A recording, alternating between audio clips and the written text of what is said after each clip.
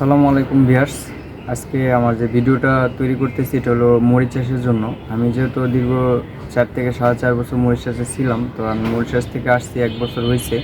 তো আমি বিভিন্ন জায়গায় দেখতেছি যে বিভিন্ন লোকজন মরিচ চাষের জন্য অলরেডি বিজ্ঞাপন দিতেছে, বিভিন্ন কাজের জন্য লোক নিতেছে।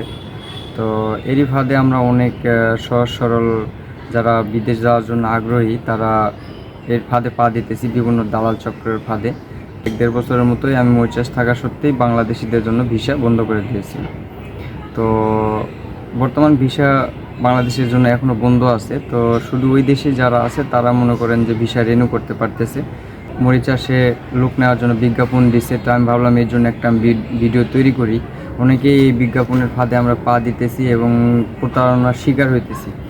তো অলরেডি প্রতারণার শিকার হওয়ার কারণে আমি ভিডিওটা তৈরি করলাম। তো এখন আমরা অনেকেই দেখতেছি যে গার্মেন্টস ভিসা, তারপরে অনেক কাজেই তারা লোক নিয়ে থাকে। তো এই ধরনের বিজ্ঞাপন দেখতে পাইতেছেন আমার স্ক্রিনে।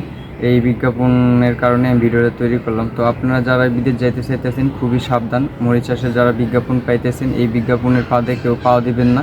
বর্তমান সময়ে যেভাবে আমরা বিদেশ যাওয়ার চেষ্টা করতেছি এরই সুযোগ নিতেছে কিছু দালাল চক্র।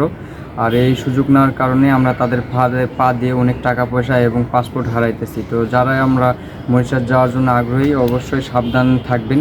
বিভিন্ন দালাল চক্র আমাদেরকে বিদেশ নেওয়ার জন্য বিভিন্ন প্রলোভন দিতেছে। বর্তমানে এখনও মরিচ চাষের ভিসা বন্ধ আছে।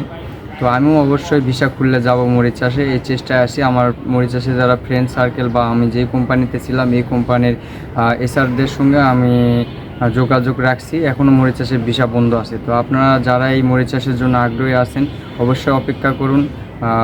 খুব শীঘ্রই হয়তো মরিচ চাষের ভিসা খুলবে। তবে আপনারা কেউ মরিচ চাষে যাবেন এরকম পাগল হয়েন না, যে বর্তমান অনেক দালাল চক্র বের হয়েছে মরিচ চাষে যাওয়ার জন্য বিজ্ঞাপন দিতেছে। এই বিজ্ঞাপন দেখে আমরা কেউ যাব না। তো আমি এর আগে যে এজেন্ট থেকে আমি বিদেশ গেছি সেই এজেন্টেও আমি মনে করেন যোগাযোগ করছি, এখনও ভিসা চালু হয়নি। এর মধ্যে একটা অন্যতম এজেন্সি, আমি যে এজেন্সি থেকে মরিচ চাষ গিয়েছিলাম নাম হয়েছে এসকে ওভারসিজ ফার্ম গেট, অনেকেই জানেন।